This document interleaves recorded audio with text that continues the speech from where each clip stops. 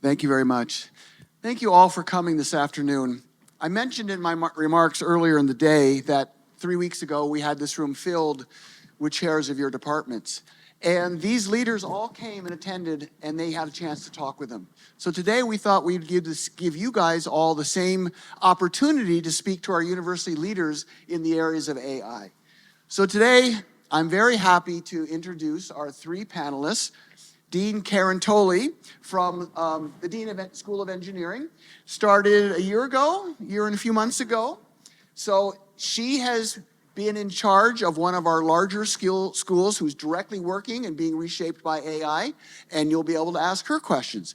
Next we have my boss, so be nice. Arthur Skip Lupia, the Vice President for Research. Skip, you've been in this position now for about 18 months as well, and is leading us in AIM. So I don't think I used AIM in my introduction today, so now there's an obvious question that you can all ask him: what is AIM? And he'll be very happy to tell you about that. And last, we have our Chief Information Officer and Vice President, Ravi Pendse, who is in charge of all the infrastructure. And so when you look at Maisie, you're looking at what Ravi has done. When you're using Great Lakes, you're looking at what Ravi's team has done. I think of anyone on campus, the person who's probably put us at the position and pinnacle where we are, it's Ravi and his leadership of ITS. So without further ado, they're going to give us 5 minutes of remarks. But before that, I encourage you to all scan this, and we want you to enter questions. We're going to have 45 minutes to be able to quiz them on various things, and if you are shy and you don't want to come up to the mic, you can put your questions in by scanning this QR code and doing that. So I encourage you to do that. And now, Dean Thole.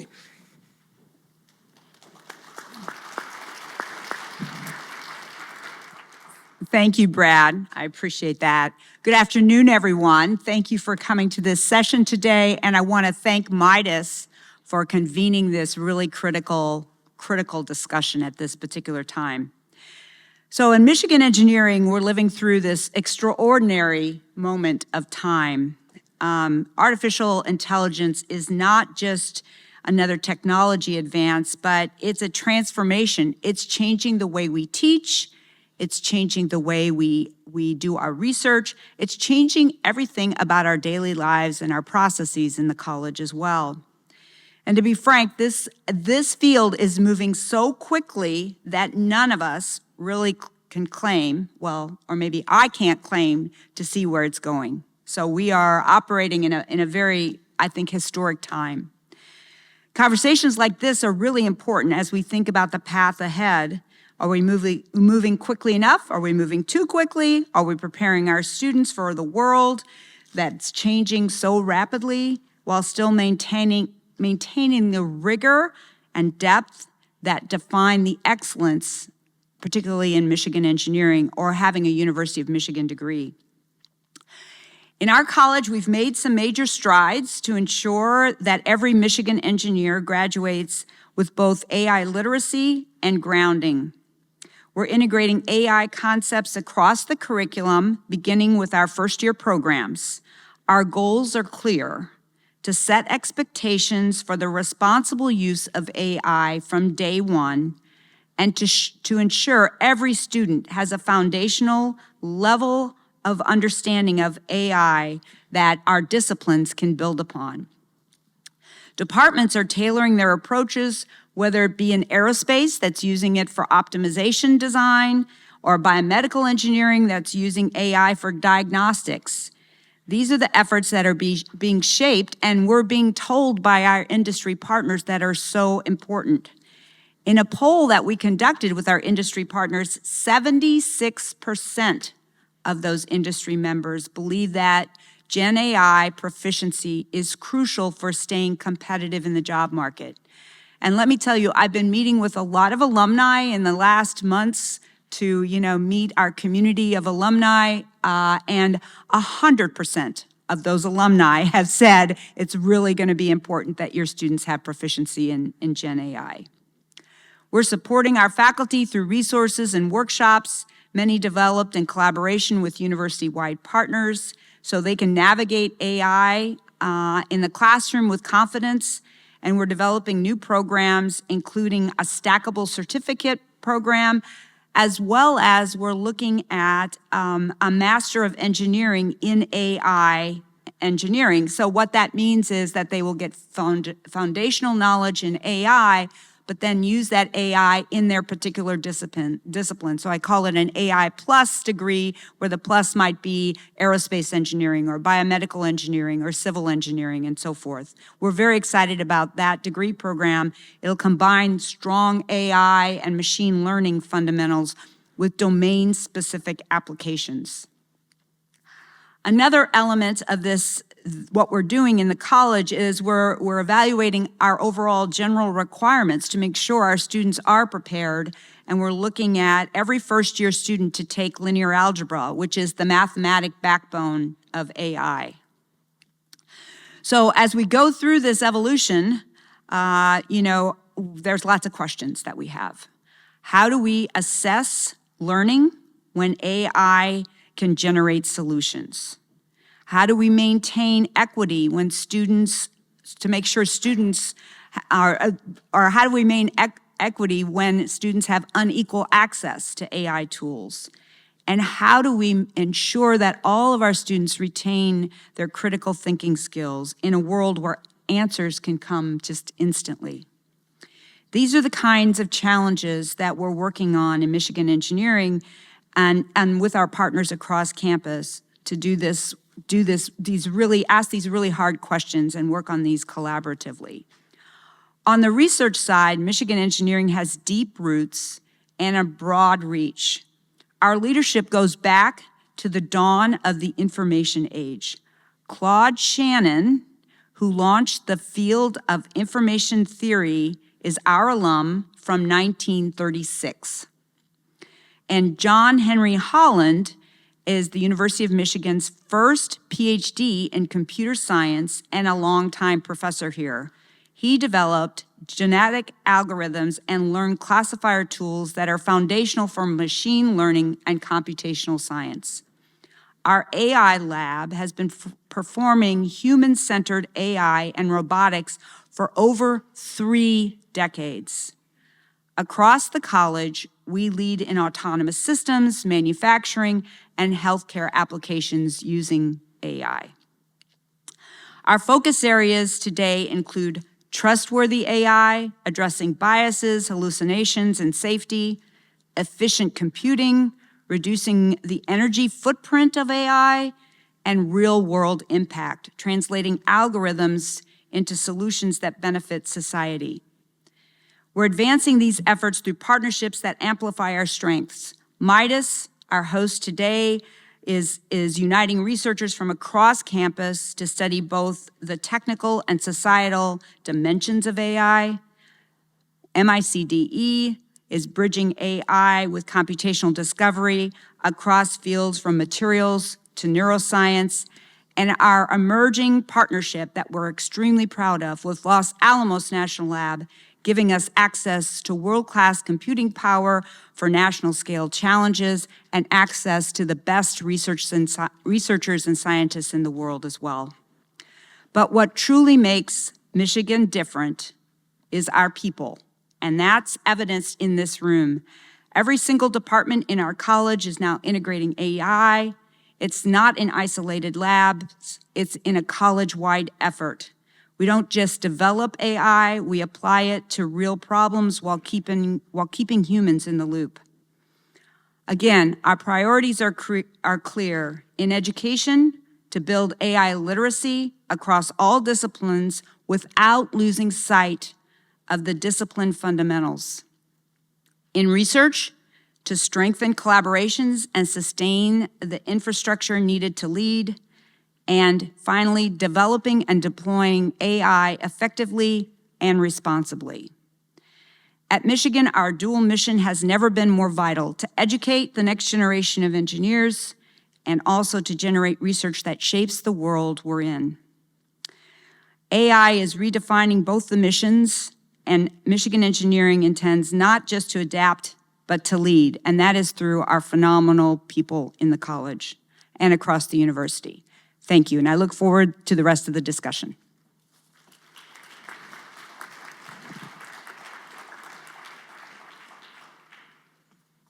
Hi, good afternoon. I know I'm supposed to talk about AI, but for a moment, I want to talk about you and me and what we do at this moment. So I've been at this university 24 years, and every day it's an honor to be in a beautiful room like this with folks from all over. And one of the things that I reflect on a lot is what a university is. Like, a university is an incredible human creation, right? About 1,000 years ago, a bunch of folks had the idea that in a small geographic space, what you would do is you would convene subject matter experts, like little clusters of them, and you'd put them all in a kind of compact geographic space, and you'd bring students in and other people, and the idea is like they would bounce off of each other because it was like a compact space, and a lot of places that had universities were really cold, right? So they'd bounce off each other, and they'd challenge each other, and they'd inspire each other, right? And through that, they would come up with ideas that none of them would have had on their own, and together they changed the world. And universities have done that over and over again. Like, they've changed all of our lives, I'm guessing, if you're in this room, but they've really changed the world. Now, for about 980 of those 1,000 years, universities had a near monopoly on the production and distribution of most of the types of information they produced. Right? Like, you just had to go to a university. It's why those of people who are my age, you wanted to learn something, went to university, like, oh, but this class is horrible and the lecture's terrible. It's like, yeah, but where else are you gonna go, right? So universities are simultaneously great and in some ways like the worst version of Comcast, right? But now something happened in the last 20 years and that there's competition. And it comes through information and knowledge that is electronically available. Now, at the press of a button, you can learn lots of things. And if you don't care about the quality of information, you can learn about everything, right? And one of the things it's led to is some questions in society about universities. You look like you might cost a lot, and you're pretty big, and sometimes you try and tell me how to live, and do we really need you? And a lot of the things we're experiencing right now in universities are a manifestation of that question. And so that comes back to you and me and what we do at this moment. When I look at a university, this university, so a thing to know is we are the largest comprehensive public research university in the country, if you think about it by research expenditure. And like, that's a nice thing, but what it means to me is like we actually save people's lives. Like, at a scale, like in the research office, we see everything. Like, we have all 3 campuses in Michigan Medicine. We actually do this, like at a scale that you would not believe, right? And we empower communities. And like, doing that once is amazing. And when you do it as many times as it's incredible. And we spur economic growth, and we improve quality of life. And we do all those things, but we do those in a context where people are like, but why do we need you? And so, if I can put forward a conjecture is one of the biggest historical limiting factors on the accumulation and acceleration of intelligence is memory. Human memory is horrible, right? If you think about like the best presentation, academic presentation you've ever seen, like, how much do you actually remember about it? So there are studies of memory, and if you have more than like 30 seconds of discrete memories about anything other than your wedding day or the birth of your kids, you're on the tiny part of the curve. So we have these amazing, immersive intellectual experiences, but our brains are built such that we remember almost none of it. Now, for about 950 of the 1,000 years, if we went to a class, the only way we could record what happened was trying to do rote memorization or work with these awful quill pens on terrible paper, right? And so you couldn't remember very much. But fortunately, we invented the ballpoint pen, and that really helped, and we improved the paper, and that really helped, and then personal computers and all that, right? So now we can remember a lot of things, but yet memory is still kind of strange. Like, what we can't do is take like 1,000 things people did and try and amass the memories in one place and then try and make sense of what they mean at incredible speed. But of course, that's what AI gives us the potential to do, right? Now, an interesting thing about AI is there's compute, and compute's just like kind of having a lot of neurons. Like, neurons are awesome, but individually, they can't do that much. So if you study a brain, like where brains really come to work is when the neural networks are organized in a certain way, so when you see a stimulus, you can instantly draw an inference. The organization of human memory is an incredible thing. And when you think about like what's next in AI, compute can do things, but compute plus organization of memory, which some of you may think of as foundation models, right? That's where the energy is. But the question is, how do you come up with a good foundation model? And you need both compute, you need people who understand computers, but you also need people who maybe have an understanding of the world. The type of understanding you could have if you were in a place where groups of subject matter experts were put in small geographic spaces and they were incentivized to challenge each other and inspire each other and innovate, right? And so now we have this opportunity to inspire, to transform what a university is, and to answer the question in 2025, like, why do you need us? And one of the reasons you need us is because we're awesome, but the other is because we can take intellectual risks and we can look at time horizons and we can do things, we can ask questions that the private sector, awesome as it is, can't ask. Right? So in 2025, AI gives us this unbelievable ability to save more lives and empower more communities and spur economic growth in ways that we never could. I see that happening here, things we're building or trying to do that, and I'm so grateful to you all for being part of that. Thank you.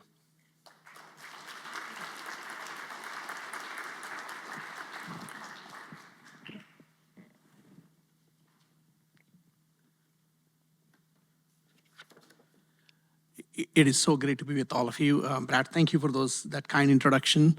And Brad seemed to suggest that I did a lot of things. I do want to make it clear, I didn't do any of those things. It was a collaborative effort of all of us and my incredible team and the leadership support I got from all of these wonderful leaders that you see up here and all of the executive officers. So really the credit goes to him. I just happened to luck out and be at the right place at the right time. So that's how I think about myself. So at the outset, I do want to congratulate Brad, Skip, and Jing here. I was here this morning and learned about that Midas is in his 10th year. That's a pretty incredible accomplishment, going from a couple of hundred faculty members to 700, 800. Congratulations to all of you. We talk about leaders and best at Michigan, and I always say, well, what does that mean? We should be walking the talk.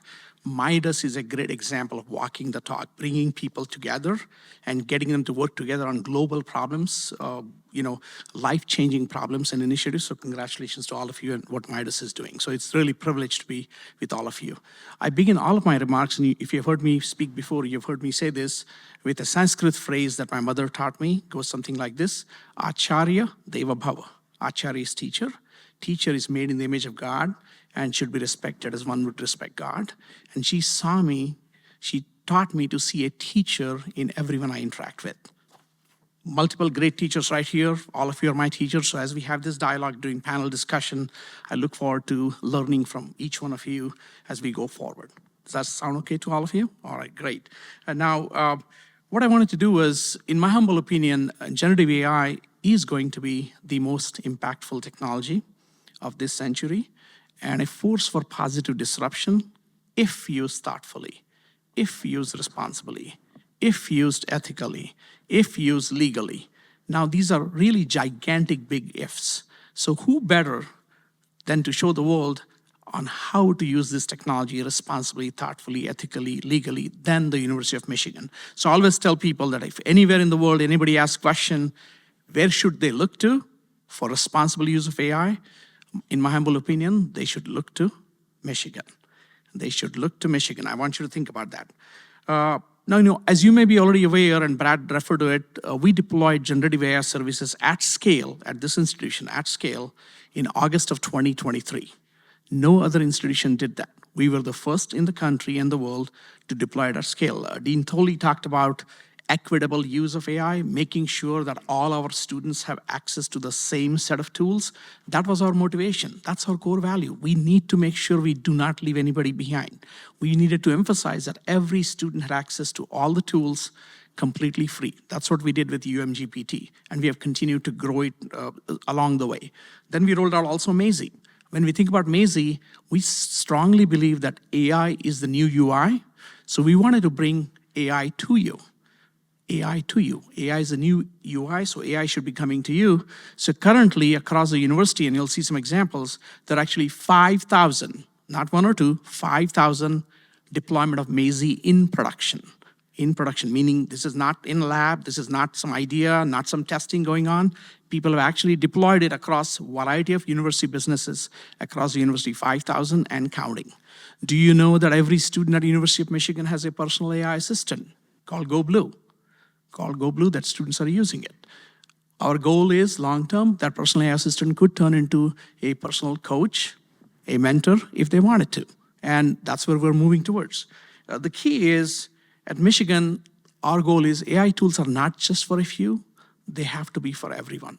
They have to be for everyone, and that's what we've been driving towards. We know how important data is. Midas was set up with the idea of data and data, investigating data. I strongly believe in data-informed decision-making, not data-driven decision-making. I've talked about this before on this campus. I make a distinction between the two. In the former, when we talk about data-informed decision-making, the human is always in the loop. That's really, really important as we think about AI and data. Because remember, with the kind of data that we have across, those who control your data will control your future. Let me repeat, those who control your data will control your future, and that's why we take privacy of your data very seriously. The ecosystem that we have built at Michigan, your privacy is maintained as you use all of these AI tools. Your privacy is maintained as we leverage all of these AI tools, so that's critical to us. Dean Thole talked so eloquently about AI literacy. I often jokingly ask people, or seriously ask people, just like we talk about IQ and EQ, we should be talking about AIQ. What is your AIQ? What is the AIQ of an organization? We should be seriously asking that question to our entire community and having conversations about it. But when I talk about AIQ, everything needs to be on the table, not just rah-rah, let's just all use AI. We should be talking about a lot of different things. And during my conversations with the community, a lot of different questions have been asked. And they should all be at the table in this discussion, during panel, when you leave. Questions like, is AI going to take my job? We should be talking about it and thinking about it as you see all the job cuts happening all around you across the world. What about cheating that is occurring supposedly in all the classes? Could we just ban this thing called generative AI? That's a question that was asked of me, just so you know, in a very important meeting with a lot of faculty in the room, okay? Is creativity dead in the age of AI? Dean Thole talked about how to teach AI appropriately while maintaining that creative juices, so to speak. That's where pedagogical evolution has to occur. We can't be teaching the same way we did, 6 months ago or 1 year ago or 2 years ago. We have to evolve. We have to think about it as to how to do that. What about the impact of AI on the environment? That should be at the table too. We should be having that conversation. As Dean Thole talked about our impact with Los Alamos, we've been all involved in that. And we are seriously on the table, very thoughtfully asking the question, how do we leverage this data center while making it environmentally safe? And that conversation is occurring because we absolutely believe in supporting our environment. And one of the other questions that are often asked to me is Maisie going to become sentient someday and take over the entire University of Michigan? And that's a question often people ask. And sometimes, off the cuff, this question was asked of me, which I was surprised about. What stock should we invest in, Ravi, since you seem to know all of this? And my answer to that question was, please don't take stock advice from me, because if I knew the answer to that question, I would be somewhere else, sitting on the beach, coming in and joining this conference virtually and writing a big check to Midas, actually. Because what Midas is doing is something terrific. But really, on a serious note, together, I believe that we can harness the power of AI to really elevate our research, learning, teaching, and focus on responsible innovation. Because essentially our movement is now. So what I want to do is wrap this up by showing you a short 2-minute video that showcases many faculty members, students, and staff across the university who are talking about how they use AI. So since I'm a CIO, I'm not sure how I'm supposed to which technology buttons to push, so Ben kindly offered to help me out and run the video for me. So Ben, go ahead, please.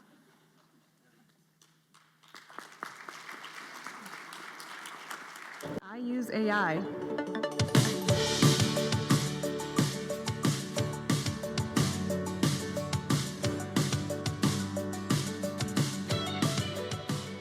I use AI because it's important to me to work with the tools that are going to shape our future.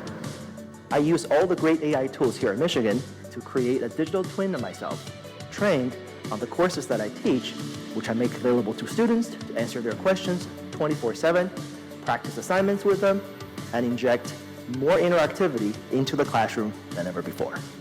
I use AI for a more informed and efficient procurement process. I've used U of M Maisie to compile my notes and use them to study for midterms and finals. I use AI when I integrate Maisie into the Student Engineering Team Resource Hub to enable on-demand learning. I use AI to transform complex health data for actionable insight, fostering meaningful impact in the communities we serve, enabling efficient, effective, and equitable care, especially when resources are limited globally. I use AI a lot to help make complex ideas simpler, especially when I'm learning new concepts. I use AI in the classroom to allow students to have an interaction with a virtual patient. I use AI to create a virtual assistant from my Google Drive. It answers students' questions like, are there office hours today? And can I have an extension? It cuts down on a lot of emails. I use AI to help inspire my creativity. AI empowers my students to work through technical challenges and rapidly advance their research.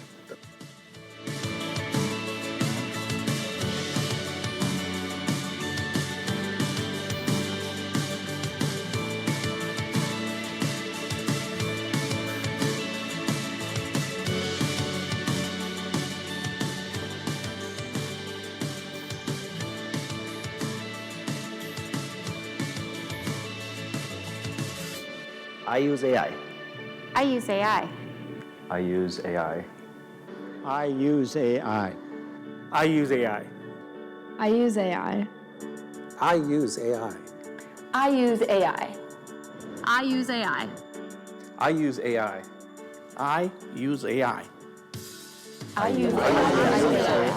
I use AI. I use AI. And I am AI. Go Blue.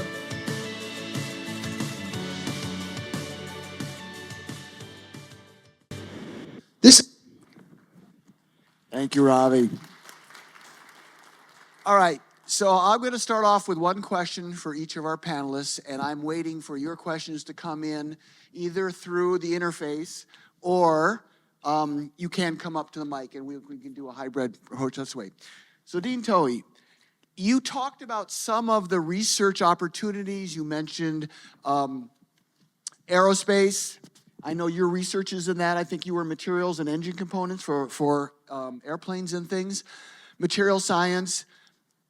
What do you see in the College of Engineering as sort of being an overarching opportunity there?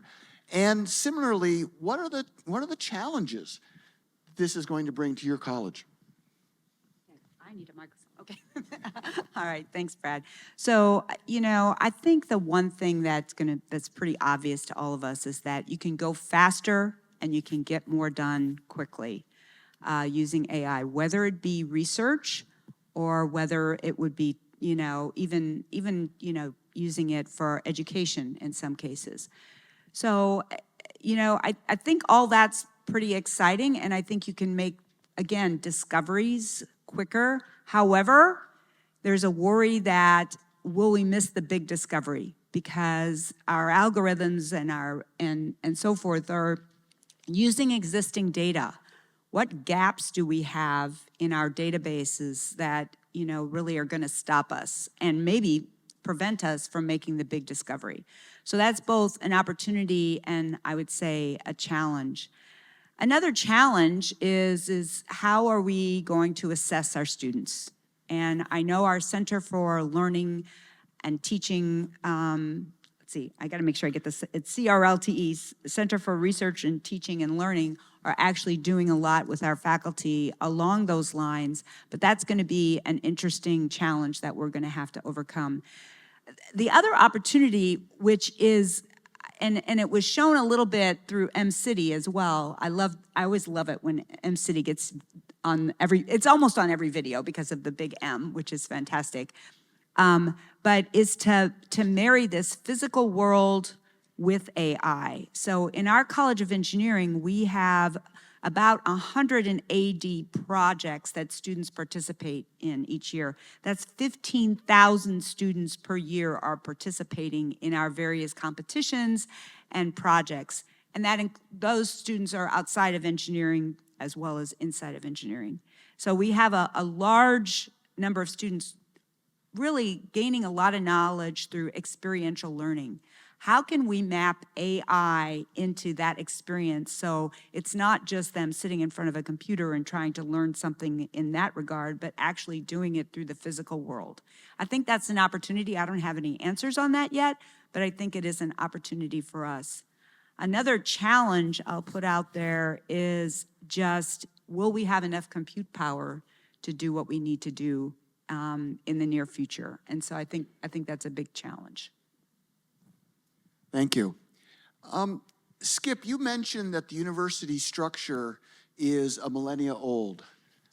Now we have AI coming on board.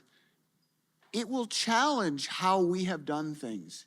What do you see for the future of universities, which you were agreeing we needed to team up with? How do you see the future? Okay, so let me answer that question, but let me start with a question for you all, which is the University of Michigan good in AI? And I want to start with the answer no, because I think it'll be more fun, okay? So here's the standard, right? Do we have a lot of people who use AI? Yes. Do we have a lot of people who research AI? Yes, both on the models and the applications, absolutely. So if those are your criteria, check. But if the question were, are we doing everything we can from a Block M level to take all the amazing expertise that we have here and think of all the ways we could kind of combine, right, to take this technology, understand what it is, think through the ethics, think through the application, and serve the world? Like, impact is fine. Impact per unit of effort is just so much better.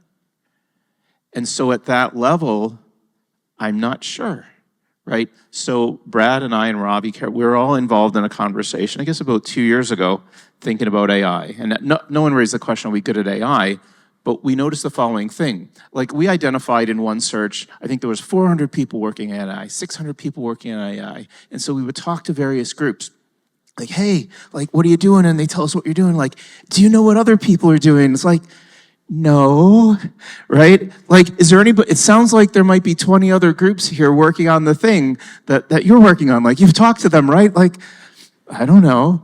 And so that's a challenge. So Brad, to your question, I think universities, right, the build here is to take the amazing assets we have and try and create incentives and focal points where people are more visible to one another, where you can establish norms of sharing and generosity so that it's easy for me to do, easy for you to do. I used to say to folks, anytime you represent the university outside a campus on AI, and you only know 2% of what's going on, where if we organize and communicate it a little differently, we could all know 60% of what's going on, it completely changes the game. It completely changes the game. And so that's on us as administrators trying to create focal points. It is why we created AIM, the AI Institutes at Michigan. It's just getting started, but the idea is to try and make it easier for people to convene, see each other. It's one of the reasons we love Midas and MICTA, right? Because they bring people together around things. It's why we love ITS, because they're trying to bring people together. But that's the opportunity for us. I know problems are hard. Like, I know that particularly when you're young, and I can still consider myself young, if you're working on hard problems, you have the daily existential crisis, and maybe I'm not good enough to figure this out, so I just want to hole up and figure out the problem. But in terms of the power of AI, if you can find a little sort of speck of oxygen or optimism and use that to try and branch out or listen or sort of integrate with other groups, that's how we as a university are going to take the incredible power of AI and use it. And when we do that, then if you ask me again, I'm like, yeah, we are totally a leader in AI. Thank you. So Ravi, you showed the power of AI and you mentioned the challenges, ethical, sustainability. You had two more in your list. There was a SACUA vote last week, which I think 90% of the people who responded, I think it was maybe 3,000, said they wanted some guidelines issued on AI. You knowing the opportunities and the challenges, what would you say to those people who wanted guidelines? How would you address that? I think that's an interesting question. So preceding SACUA vote, I actually had an opportunity to go speak to the SACUA assembly, and we had a really good discussion in terms of what they were looking for and what their concerns were. And their concerns were multifold. One was around environment, obviously, that I raised. The other was around the issue of creativity, the issue of plagiarism that I talked about. And so these were all valid concerns, and we want all voices at the table. So when you talk about governance, we have to use that word very carefully. One of the first things, I'm in my 8th year here at Michigan. In the very first year, one of the first things we did was I asked the following question to my team. I said, so when you get a data request, how do we say yes or no to that data request? Because we get a lot of requests for all kinds of data we sit on, right? And what we learned was we didn't have proper data governance. For example, if Skip asked me for data, I know Skip, so I'll say yes, and you ask me, I'll say no, because I don't know you. That's not a good way of doing business, right? So we needed to make sure that we looked at where our data was. I asked the other question. I said, do we know where is our data? And they all looked at each other and they said, because in our decentralized world, the data is kind of everywhere. And I said, and we spend a lot of resources trying to protect our data through security, right? So if we don't know where our data is, how are we protecting our data? So we went through a mapping exercise of all of our data across the institution, which was very helpful. And then based on that, I brought a group together, working with our provost and other leadership team, where we have been very deliberately, very carefully working on a robust data governance. For almost 6 years, we've been working on it. And we have every campus is looking to Michigan to look at what we have done for data governance. The reason that's important is tied to that now, then AI shows up on the scene, especially generative AI, right? Since 2022 or so. And so now we are looking at AI governance. So very recently, we actually added Jenna Weems to that data governance group from engineering, who is a terrific faculty colleague and very thoughtful. So she agreed to serve on it. But that's where the AI governance is coming from. What faculty members are asking for is actually explicit advice in terms of what should they do in terms of teaching and so on. So 2 years ago, when we deployed generative AI, we didn't do that in isolation. We actually had a 20-member committee with 16 faculty members on it from across the university who provided campus guidance on how they should think about generative AI. What should they do when they are thinking about teaching? What should they do about research? What should they do about clinical practice? And please notice, all of this was happening before NIH, before NSF. All these bodies came out with their own guidelines. We were way early out of the gate. And so that report is publicly available, has been downloaded tens of thousands of times across the world. So most recently, even before the Faculty Senate meeting, I went to Provost Macaulay and said, that was 2 years ago, Lori, would you partner with me again? Because we want to have another committee that needs to now look back and look forward to provide faculty members guidance. So Lori and I, working with other leadership, is putting this committee together. I know she's going to be asking deans for nomination. She may have already done it. And the idea is this committee then will provide the campus guidance that faculty members are seeking with faculty input. Of course, SACUA is going to be asked to provide some representatives as well. So Derek Peterson is going to nominate a few, and it will be a university-wide committee. Some of you may be on it. I was asked a question the other day, would there be graduate students? Absolutely. Undergraduate, yes, just like the previous committee. And our hope is that, again, the report that this committee produces becomes an example to the rest of the world to how to think about AI or generative AI 2 years later. And so stay tuned for more information on it as things happen. But we are very committed. We are very committed to using and leveraging an inclusive AI policy. Hopefully I don't get in trouble for using the word inclusion, but inclusive AI policy. Okay, let me repeat again. Okay. Thank you, Ravi.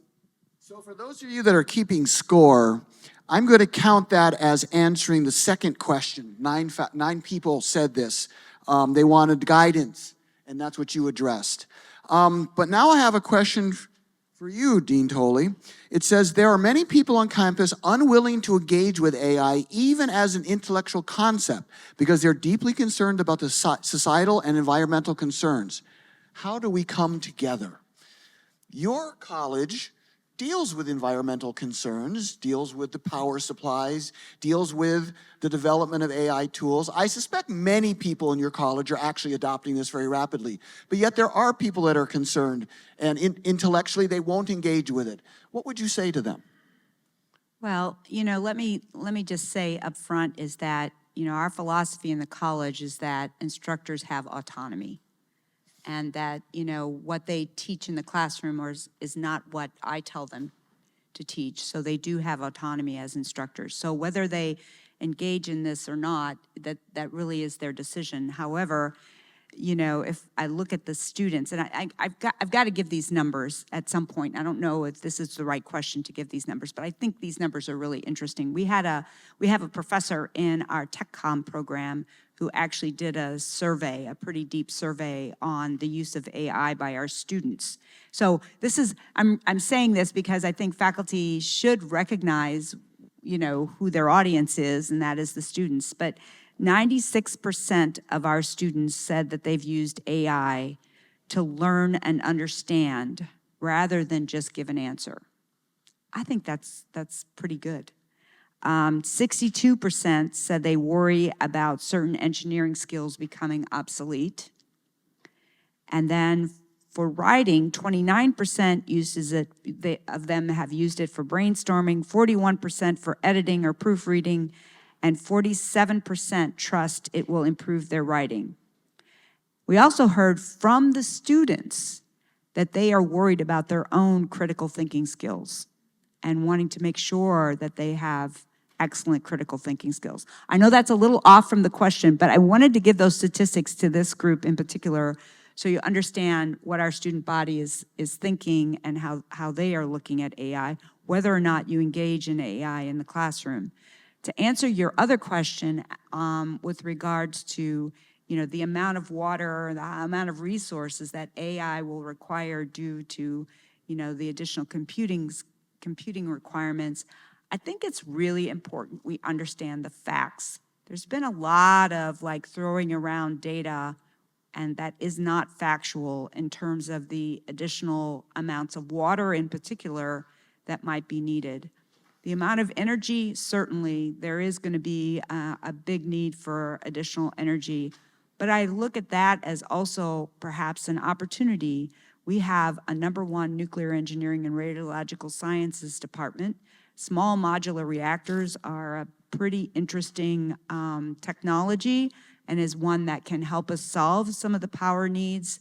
I mean, that isn't going to solve it alone, but I think we need to look at that while at the same time continue to work with our computer science faculty and others to make sure that algorithms become even more efficient and use less power to do the computing needs. So I think all of these areas are evolving, and we need to be a part of that, a part of that research trajectory. Thank you. So that begins to address a little bit the #1 question here, which is public opinion of the Los Alamos data center is that it will negatively impact the Ypsilanti community and environment while not creating many new jobs. What is being done to minimize negative impact? So I'm considering this question as important, but not on the topic of this panel discussion. I will be happy to sit at a table and talk about this with people after the panel discussion, because it's just off topic. We broached a little bit here. Maybe some others will stay with me, but that's the way I'll handle that important question. And it does have now 14 people that want to know it, so it has people that want to do it. There was a question oh, here it is. So Skip, this is for you.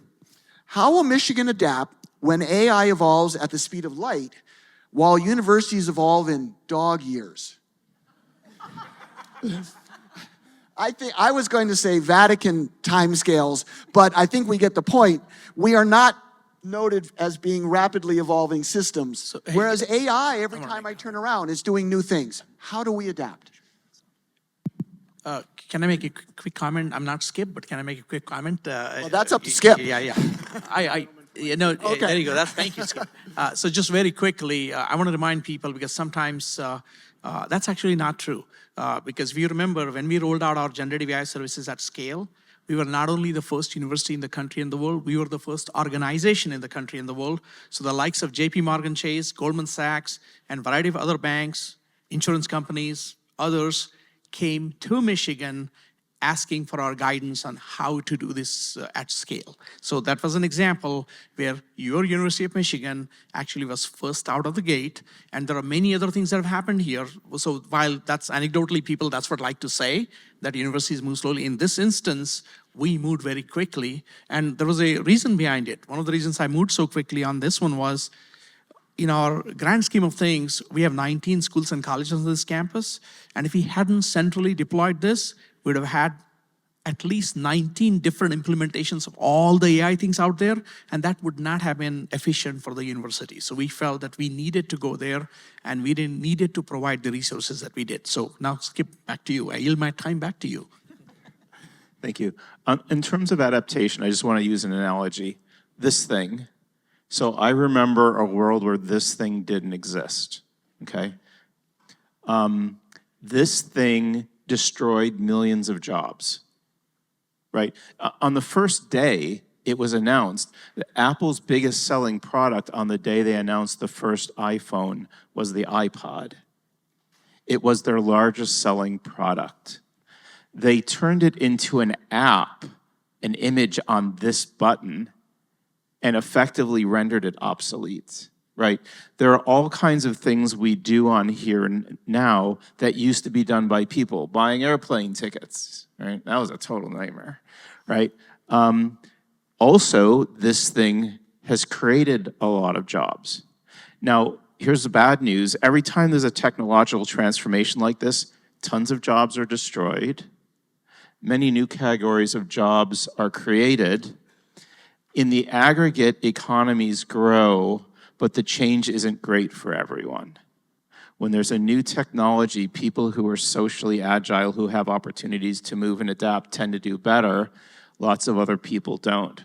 Their jobs are destroyed and they don't come back, right? So these are just, so past performance doesn't determine future consequences, but it is likely that AI will have some of those, right? So as we think about the adaptation, I mean, I think all of those things are going to happen. So here's another point. Like, the University of Michigan has global brand equity. I do not think the AI will destroy the University of Michigan, right? But one of the things that's likely to happen with AI is there are organizations who use AI to better advance their missions, and there are those who don't. And it's very likely in a lot of fields that the organizations in category A will gain advantages over category B. Kind of like if you tried to do a whole bunch of things with this versus I'm gonna pretend that cell phones don't exist and I'm gonna open a business, right? So I think that's the world that we're entering. If we're not talking about the University of Michigan, I actually worry about a lot of universities and colleges that don't have our global stature. I think that folks who find a way to empower their students to leverage AI, to sort of understand and integrate it, will have an opportunity to serve their communities in great new ways.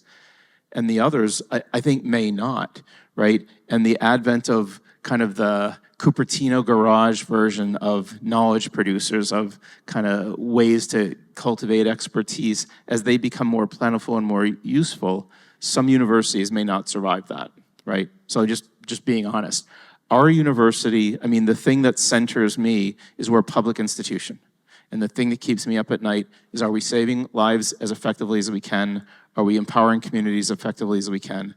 Are we improving quality of life as effectively as we can? If we're centered on that, then that centers a lot of the conversations that we have about the ethics of how we use AI. And I think the more that we're centered there, and if we combine that with the amazing kind of groups we have here, our adaptive capacity is actually extraordinary, and the things that we can do for people are great.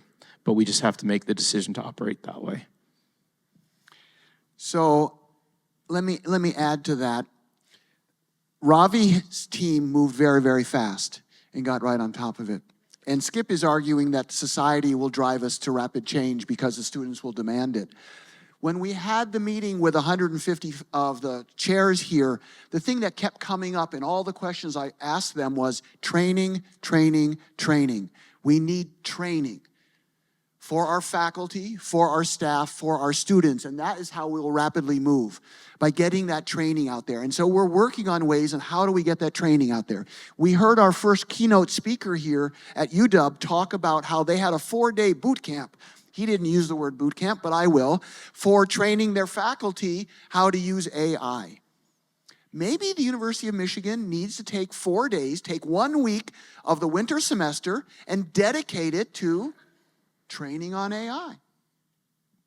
Okay, so I didn't say that, but that's the kind of institutional commitment that we're going to have to see to get us to move at this pace.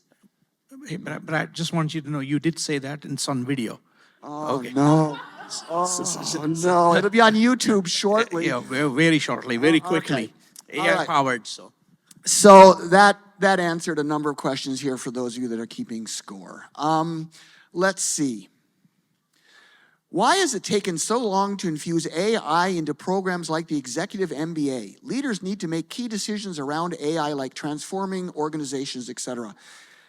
There's just a plethora of questions here about how are we going to implement this more rapidly.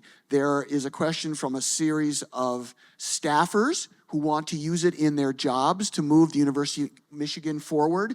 We cannot leave our staff and administrative people alone. There's a question here asking, do you use AI in your jobs? Does the president use AI in his job? Are the leaders setting the right roles for utilizing AI? Would anyone care to comment on that? I use it every hour. Every hour I'm at my desk, right, and not in a meeting. But, you know, it is so beneficial to have it there to make sure my writing is more clear when I send out an email. I use it often to do market surveys. Hey, should we start a new degree program in X? How could we get there? Hey, should we start a new research program in X? Do me a market survey and tell me, you know, what universities I would be competing with and what industries could partner with me. And that kind of information is incredibly powerful and certainly helps to shape my decisions. So yeah, so I use it all the time. I use it in one part and not in another, and I really want to use it in the other part. In the part that I use it, like, so I'm trained as a game theorist, if you saw A Beautiful Mind, right? And so, like, when I think about a complex situation, there are certain elements of the structure that I can infer. But what I can't always infer is, like, how people will think about it.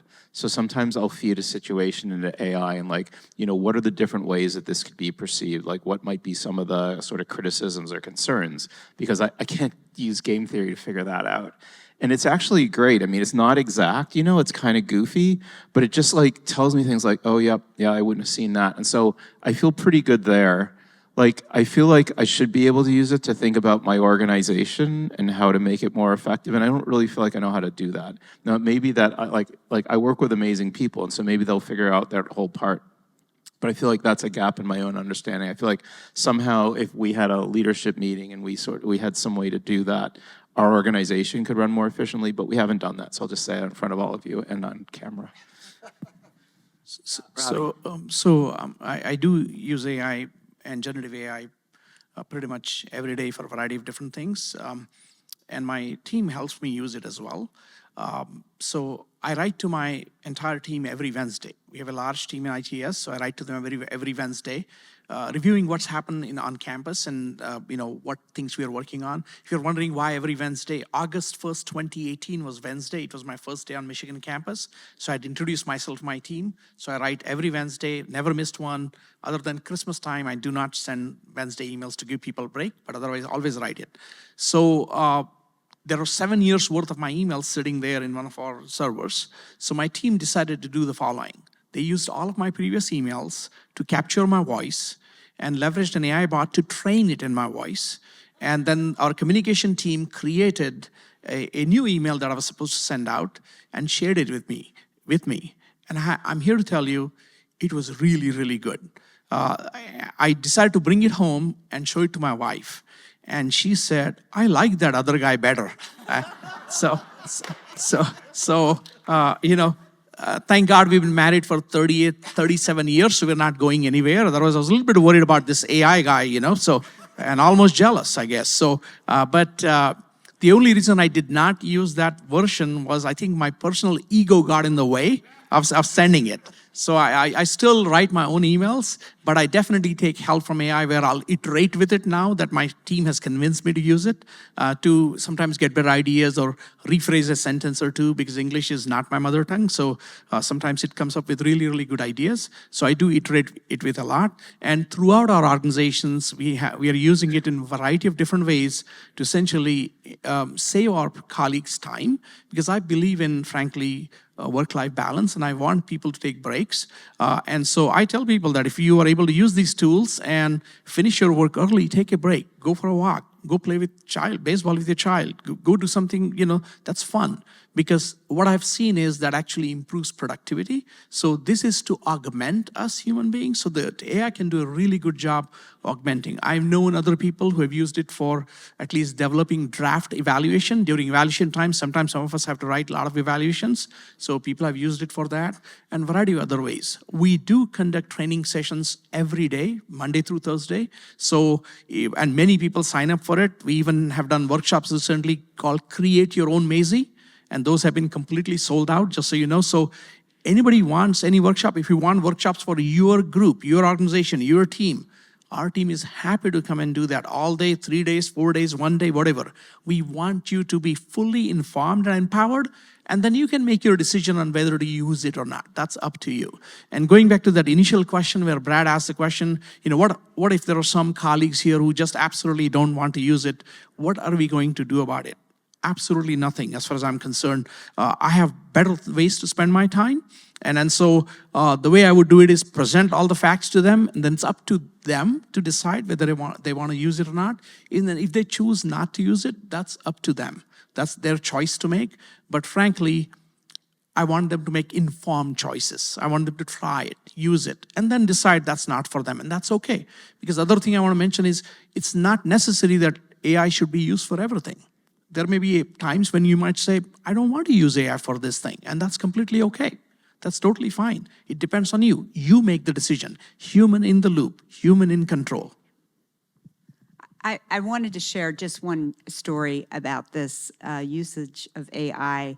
So recently I was asked to review another college that was a 12-hour flight away and a 12-hour return flight and a day of 2 days of meetings. And so I was asked to do a program review of this college. And my tendency is to finish the report before I leave and get on the plane so I remember, everything that I learned during that visit. So I did. I wrote the report. I put it into ChatGPT to clean it up and make it sound very good. And I sent it off. And I was incredibly proud of it. And my team that was also part of the review process said, hey, great report, no comments, fantastic. So I sent it off back to the college within hours of sort of finishing the review.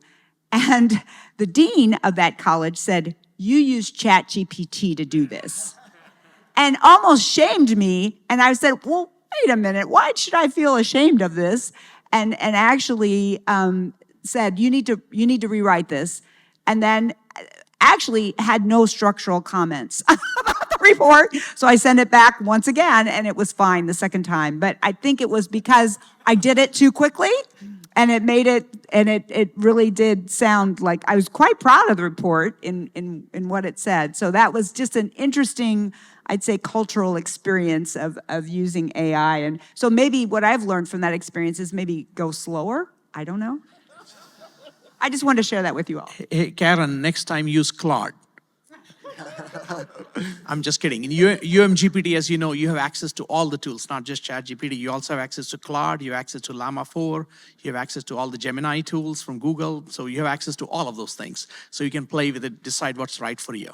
And Sam Altman talked about routing a few months ago. I want you to know your University of Michigan deployed routing 2 years ago. So when you ask a question, depending on what question it is, it actually goes to different LLM based on the question, based on what you, so for example, if you asked a coding question, it actually is answered by Claude, because in our experience, we found Claude to be a lot better in providing coding solutions than, for example, some of the other tools. I think we have a question. So is your question, there can be departments that are not picking this up as fast as some others, or there are faculty in some departments that want to move faster and they want to have conversations going within the department more than what is right now? And how can you do that? Is that the question? Pretty much, or that departments are just not meeting the moment. They're talking about other matters, and I think that this needs to get on the agenda. And Yeah, how can this we get isn't the only topic on of the the day. agenda. Yeah. You should take it. I'm not one of the panelists. Okay, so it is absolutely true when we had this leadership meeting here, there were sets of chairs that did not come. In fact, on the Friday before the Monday meeting, a particular group of chairs, I had received no RSVPs at all. And I sat down and typed individual emails to each and every one of them. And we had a full table of people come. I had the president sit at their table, because I thought it was that important that they engage with this. Just as Ravi said, with knowledge, you can say, this is not good for my field, and this is why now we're not going to do it. But you can't just say, I'm going to put my head in the sand. You can't just say, I'm going to go back to Blue Books, because you can't read your students' writing anyway. So everyone has to be engaged, but not adopting. They can be actively resisting if they feel that what we're doing. There is enormous question about pedagogy. If we're worried about AI doing the thinking, how are we going to make sure our students are thinking? I think we're going to have to go back to oral exams. AI can deliver oral exams. You can have your students talking to a computer. You can have your students talking to a computer each and every night, talking about what they learned in class today in their own words. Now, some person is going to hook up an AI to talk to the AI, but maybe that's exactly the kind of student we want. I don't know. But I think there are ways that we can actually engage with these problems with faculty that are reluctant. And I acknowledge there are lots of faculty that are reluctant. I suspect there were people that are reluctant to leave their horses, pulling their plows.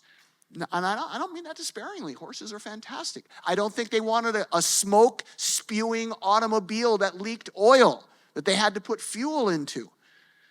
The internet. I was at IBM when the PC came out. And at the lunch table with Nobel laureates, they said, that is going to make a great place to put your recipes. Do you know what happened to IBM 2 years later? They cut the number of employees in 2 because they had a failure of vision. They went from 500,000 employees to 250,000 employees in 2 years because they thought PCs were going to be a great storage place for their recipes. I don't want anyone on campus to make the same mistake the people at IBM did. That's one of the reasons I'm motivated about this. I realize change can happen. And we're looking at unbelievable disruption to the knowledge industry. We are the knowledge industry. So for those that are reluctant, contact me.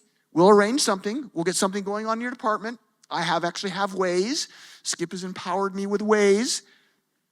I probably exceeded my time limits. The moderator's failing. So Brad, very quickly to add to your question, I don't know where the gentleman went purpley behind that, right here. Okay, sorry. During the conversation with the faculty senate that I had, similar questions came up actually, and I did offer to come and visit each of the individual departments if it's going to be helpful, just to have a conversation.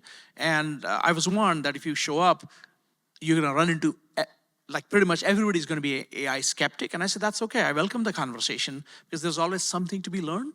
Even in skepticism, there is sometimes knowledge, sometimes. And so point is, I welcome the opportunity. So if you feel that your department would like to invite me, and I'll bring Skimp along with me. He didn't volunteer, but I'm volunteering him. And Karen too, if she wants to come. We are happy to have a conversation because it's only dialogue. I mean, that's the power of academia, right? We want to debate, and we may disagree, which is okay, but we want to have a vibrant debate, and we want to have all views at the table. So I welcome the opportunity to have a conversation, offer training, provide training. We are happy to meet the movement and provide training anytime anybody wants. We want you to be able to see this technology for what it is, which is going to be impactful technology, if used responsibly. And that if used responsibly will require everyone across this university, including our colleagues in Romance languages and English in all the areas, to be able to support that responsible use. We don't want 5 engineers doing it. I really think that sums it up. We want everyone to be knowledgeable and then make a decision about how best to use it in his or her own personal situation, or if you're a chair, in your department situation. Let's thank our panelists.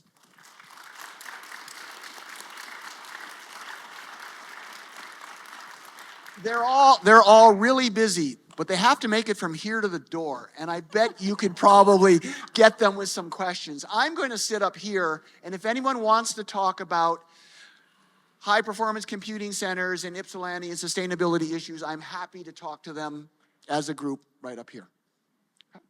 Thank you. Thank you, guys.